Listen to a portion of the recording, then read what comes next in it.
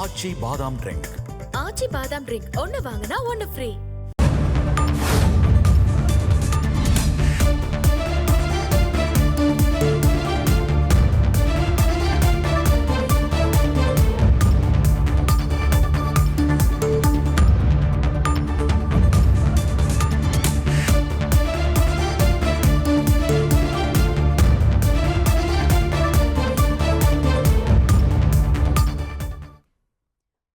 திருவிழாக்களில் ஒவ்வொரு சாதியினருக்கும் ஒரு நாள் என ஒதுக்குவதை தவிர்க்க வேண்டும் என தமிழக அரசுக்கு சென்னை உயர்நீதிமன்றம் அறிவுறுத்தியிருக்கிறது.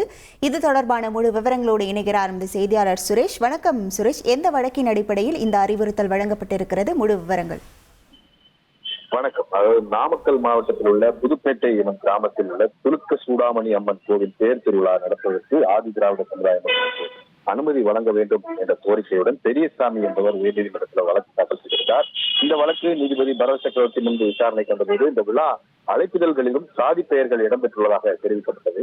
இதற்கு அறநிலையத்துறை தரப்பில் ஏற்கனவே உயர்நீதிமன்ற மதுரை அமர்வின் உத்தரவின் அடிப்படையில இந்த விழா அழைப்புகளில் ஜாதி பெயரை சேர்க்கக்கூடாது, அதை தவிர்க்க வேண்டும் என்று சுற்றறிக்கை பிறப்பிக்கப்பட்டுள்ளதாக தெரிவிக்கப்பட்டது. இதையடுத்து இந்த கோவில்கள் திருவிழாக்களில் ஒவ்வொரு சாதியினருக்கும் ஒரு நாள் என்று ஒதுக்கீடு செய்யக்கூடிய முறையை தவிர்க்க வேண்டும் என்று நீதிபதி உத்தரவிட்டிருக்கிறார். பக்தர்கள், உபயதாரர்கள் அல்லது ஊர் பொதுமக்கள் என்ற அடிப்படையில் மட்டுமே அடுத்த ஆண்டு முதல் விழா நடத்த அனுமதிக்க வேண்டும் எனவும் சாதி பெயருடன் விழா நடத்த அனுமதிக்க கூடாது என்றும் அறிவுறுத்தி இந்த வழக்கை முடித்து வைத்திருக்கிறார். உங்கள் விவரங்களுக்கு நன்றி சுரேஷ். ஆச்சி பாதாம் ட்ரிங்க். ஆச்சி பாதாம் ட்ரிங்க் ஒன்னு வாங்கினா ஒன்னு ஃப்ரீ.